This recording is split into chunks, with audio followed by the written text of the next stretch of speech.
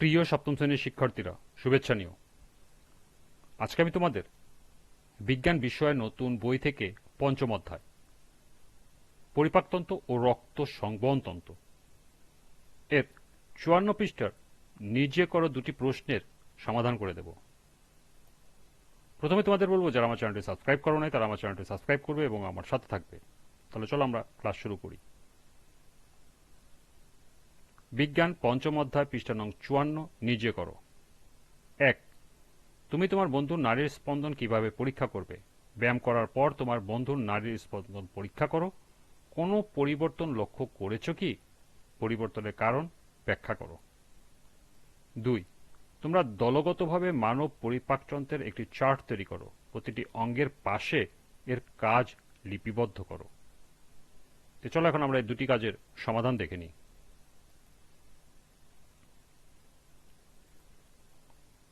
প্রথম কাজের প্রশ্ন ছিল, তুমি তোমার বন্ধুর নাড়ির স্পন্দন কিভাবে পরীক্ষা করবে? ব্যায়াম করার পর তুমি তোমার বন্ধুর নাড়ির স্পন্দন পরীক্ষা করো। কোনো পরিবর্তন লক্ষ্য করেছো কি? পরিবর্তনের কারণ ব্যাখ্যা করো। আমি আমার বন্ধুর হাতের কবজির উপর হাত রেখে আমার বৃদ্ধাঙ্গুলি নিচে থাকা বন্ধুর হাতে রক্তনালীতে হালকাভাবে চাপ দিয়ে তার নাড়ির স্পন্দন পরীক্ষা করব। এভাবে স্বাভাবিক অবস্থায় বন্ধুর নাড়ির স্পন্দন অনুভব করলাম। আবার বন্ধু ব্যায়াম করার পর একইভাবে উক্ত পরীক্ষাটি সম্পাদন করে স্পন্দনের গতি বৃদ্ধি লক্ষ্য করলাম। কারণ ব্যায়ামের ফলে যে পরিশ্রম হয় তাতে হৃৎপিণ্ডের সংকোচন ও প্রসারণের মাত্রা বেড়ে যায়, ফলে নাড়ির স্পন্দনও বৃদ্ধি পায়। আবার কিছু সময় পরে হৃৎপিণ্ডের সংকোচন ও প্রসারণের মাত্রা কমে আসলে নাড়ির স্পন্দন স্বাভাবিক অবস্থায় ফিরে আসে। দ্বিতীয় কাজের প্রশ্ন ছিল, তোমরা দলগতভাবে মানব পরিপাকতন্ত্রের একটি চার্ট তৈরি করো এবং প্রতিটি অঙ্গের পাশে এর কাজ লিপিবদ্ধ করো। দলগতভাবে মানব পরিপাকতন্ত্রের প্রতিটি অঙ্গের কাজ সহ একটি চার্ট নিম্নে উপস্থাপন করা হলো। পরিপাকতন্ত্র, কাজ। প্রথম হলো পরিপাকনালী। পরিপাকনালীর মধ্যে আছে মুখছিদ্র। মুখছিদ্রের কাজ হলো ঠোঁটদ্বয় খোলা ও বন্ধ থেকে খাদ্য গ্রহণ নিয়ন্ত্রণ করে। ২ নম্বর হলো মুখ গহ্বর। খাদ্যবস্তু কেটে ছোট করে, পিচ্ছিল করে ও শ্বেতসারকে আংশিক ভেঙে শর্করায় পরিণত করে। গলবিল।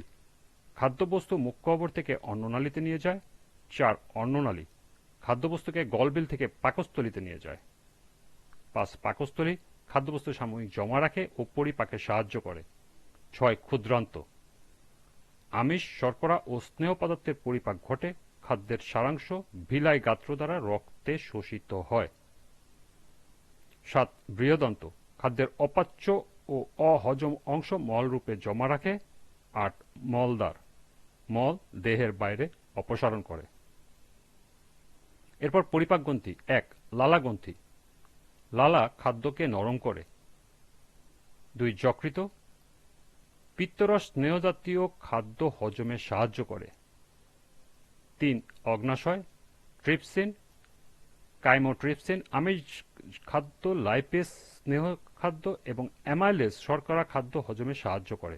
৪, গ্যাস্ট্রিক গ্রন্থি পাচক রস নিঃসরণ করে এবং ৫, আন্ত্রিক গ্রন্থি আন্ত্রিক রস নিঃসরণ করে।